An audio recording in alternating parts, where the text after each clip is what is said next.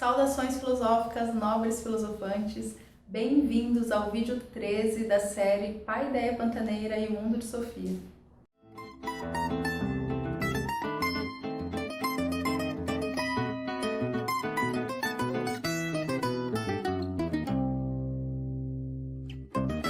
Quer dizer que Sofia havia convidado amigos para uma festa filosófica ao ar livre, no mesmo dia em que o pai de Hilde voltaria do Líbano. Hilde estava certa de que neste dia aconteceria alguma coisa de que nem ela nem o seu pai tinham uma ideia muito clara. Ela estava plenamente convencida de que uma festa filosófica ao ar livre era tudo o que Sofia precisava para colocar os pés na terra de novo, depois de tantas semanas de um curso intensivo de filosofia.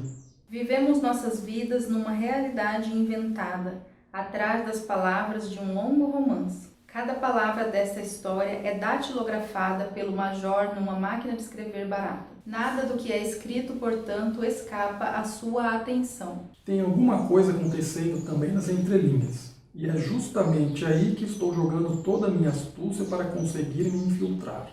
Em 1841, quando Kierkegaard foi a Berlim, é provável que ele tenha se sentado ao lado de Karl Marx nas palestras de Schelling. Kierkegaard tinha escrito uma tese sobre Sócrates e Karl Marx, na mesma época, tinha defendido o seu doutorado sobre Demócrito e Epicuro, sobre o materialismo na antiguidade, portanto.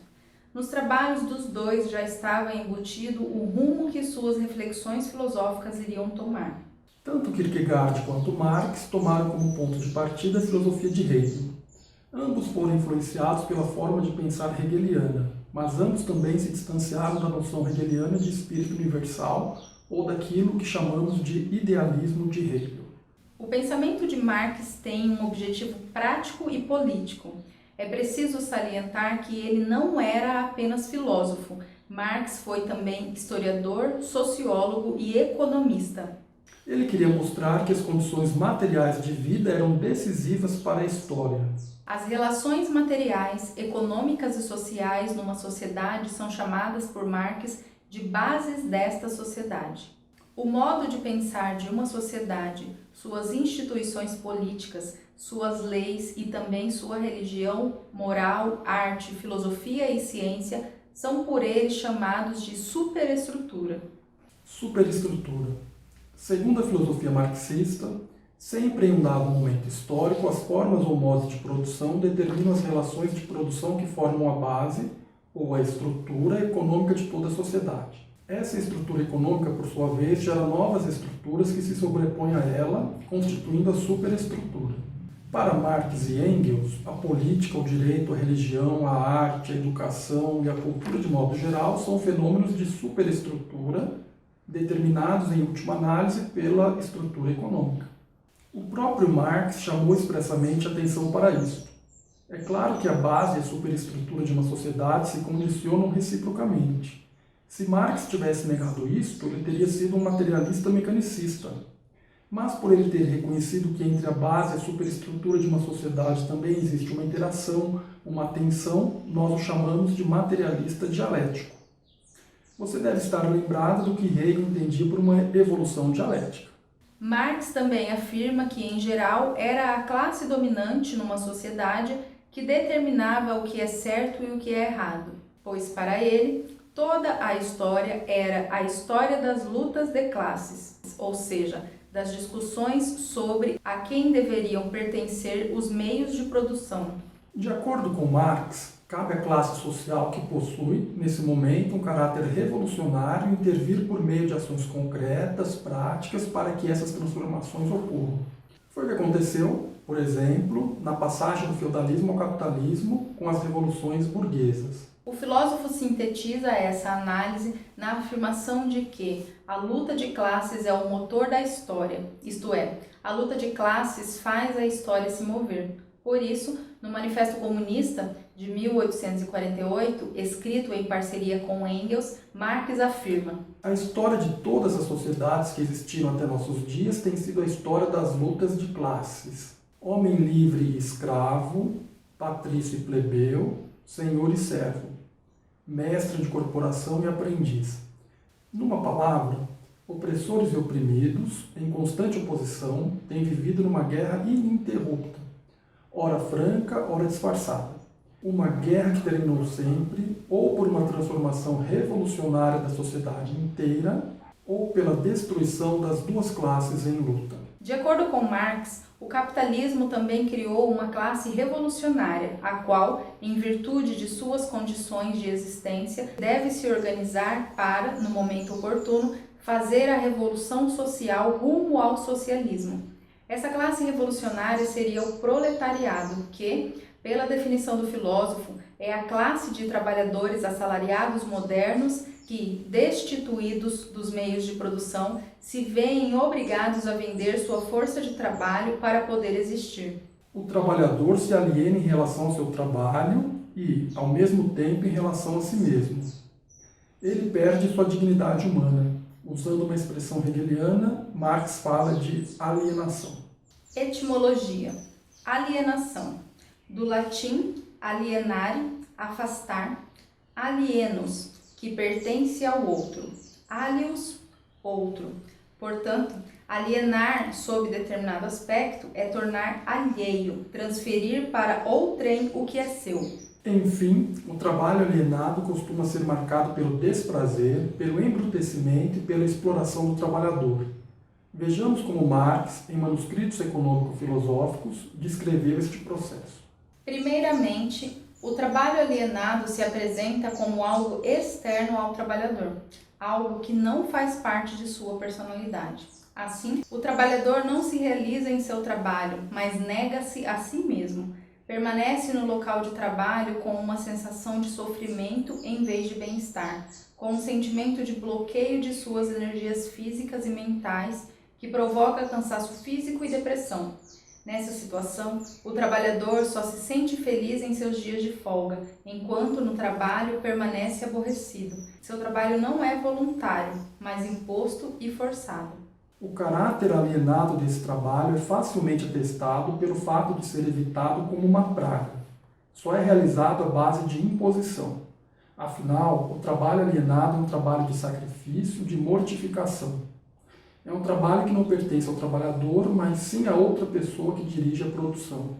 Em 1848, ele publicou, junto com Engels, o famoso Manifesto Comunista. A primeira frase desse manifesto é a seguinte: um fantasma ronda a Europa, o fantasma do comunismo. Puxa, me dá até medo. Pois os burgueses sentiram a mesma coisa. E foi então que o proletariado começou a se rebelar. Você quer ouvir como termina o manifesto? Quero. Então vamos lá.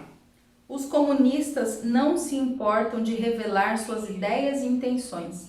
Eles declaram abertamente que seus objetivos só podem ser alcançados por meio de uma violenta revolução de toda a ordem social existente. Que as classes dominantes tremam diante da revolução comunista.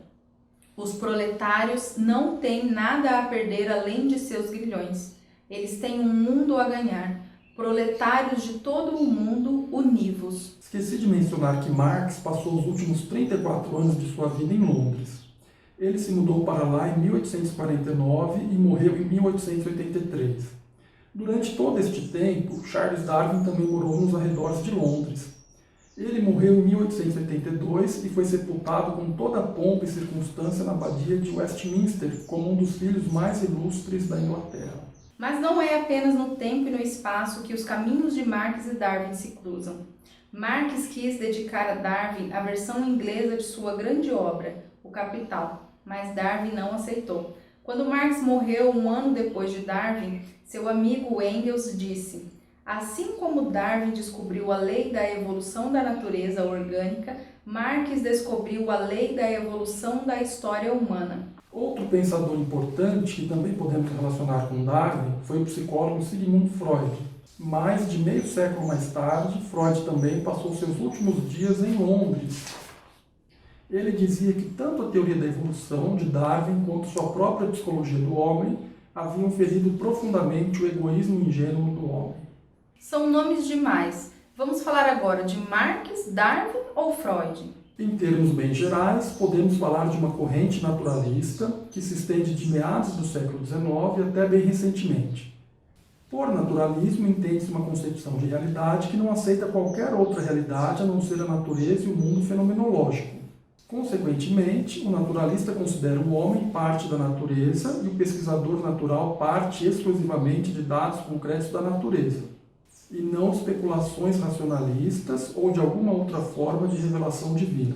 As palavras-chave da filosofia e da ciência em meados do século passado eram natureza, meio ambiente, história, evolução e crescimento. Marx havia dito que a consciência humana era um produto da base material de uma sociedade. Darwin mostrou que o homem era o produto de uma longa evolução biológica, e o estudo de Freud sobre o inconsciente deixou claro que as ações dos homens frequentemente são devidas a certos impulsos ou instintos animais, próprios de sua natureza. Darwin era biólogo e pesquisador natural, mas ele foi o cientista que, mais do que qualquer outro em tempos mais modernos, questionou e colocou em dúvida a visão bíblica sobre o lugar do homem na criação. Darwin nasceu em 1809 na cidadezinha de Shrewsbury. Seu pai, o Dr. Robert Darwin, era um médico muito conhecido na cidade e educou seu filho de forma muito severa. Quando Charles entrou para o liceu, o reitor dizia que ele era um jovem que vivia disperso, não falava coisa com coisa, se gabava sem ter motivo para isso e não fazia nada de sensato. Para o reitor, sensato era ficar decorando vocábulos gregos e latinos. E quando falava em viver disperso, ele estava pensando, entre outras coisas, no fato de Charles colecionar besouros de várias espécies. Durante a época em que cursou teologia, Darwin interessou-se mais por aves e insetos do que pelas matérias de seu curso. Por esta razão, nunca tirava boas notas em suas provas do curso de teologia. Paralelamente ao curso de teologia, porém, ele conseguiu certo reconhecimento como pesquisador natural. Darwin também se interessava por geologia, provavelmente o ramo da ciência em fase de maior expansão naquela época. Em abril de 1831, depois de ter sido aprovado em seu exame de teologia, ele viajou pelo norte do país de Gales a fim de estudar formações rochosas e pesquisar fósseis. Em agosto do mesmo ano, com apenas 22 anos, recebeu uma carta que viria a determinar todo o seu futuro. Em 27 de dezembro de 1831, o navio Beagle zarpou de Plymouth com destino à América do Sul e só voltou para a Inglaterra em outubro de 1836. Os 2 anos inicialmente previstos transformaram-se, portanto, em 5. É que uma viagem à América do Sul acabou se transformando numa volta ao mundo. E estamos falando aqui da mais importante viagem de pesquisa realizada em tempos mais modernos. Suas reflexões sobre a natureza e sobre a história da vida, porém, ele as guardava para si. Quando voltou para casa, aos 27 anos, já era um pesquisador famoso. No campo da biologia, a teoria da evolução das espécies, estabelecida em 1859 pelo naturalista inglês Charles Darwin, 1809-1882, veio abalar o próprio estatuto do ser humano como centro do mundo, que marcou o humanismo da época moderna. Trata-se da tese de que a diversidade biológica de nosso planeta se deve a modificações acumuladas ao longo de sucessivas gerações em um processo evolutivo de seleção natural que culminou com o aparecimento do ser humano.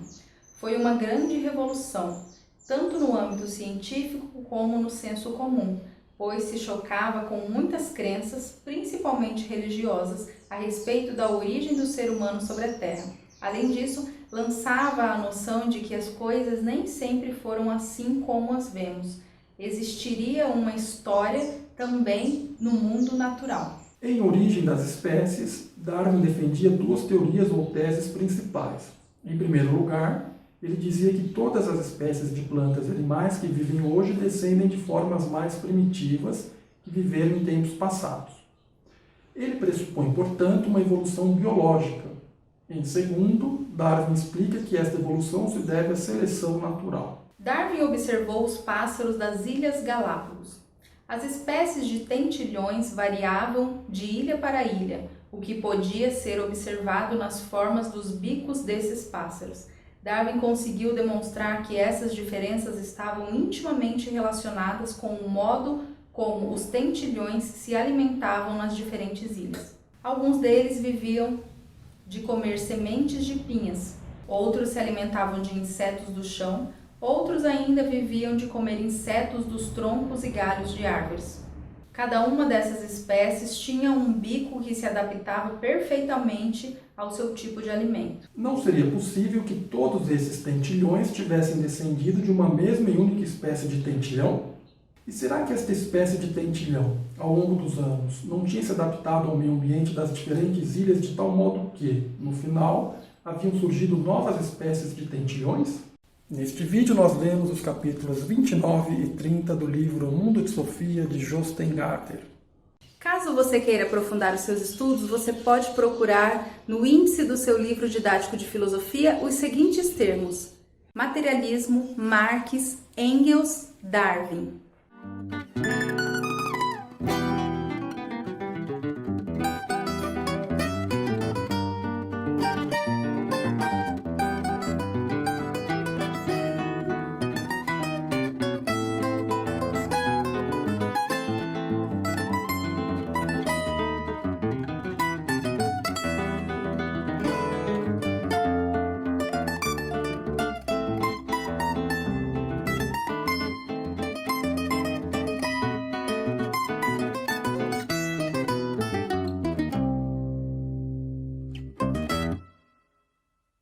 Tião, os pelegos que furaram a greve ano passado tão bem de vida, é? Otávio, depende do que tu chama de bem de vida. Para mim eles estão na merda. Merda moral que é pior. Se venderam, né? Tião, pausa. Eu queria casar daqui 1 mês, pai. Otávio, bom. Tião, o senhor gosta de Maria, não é, pai?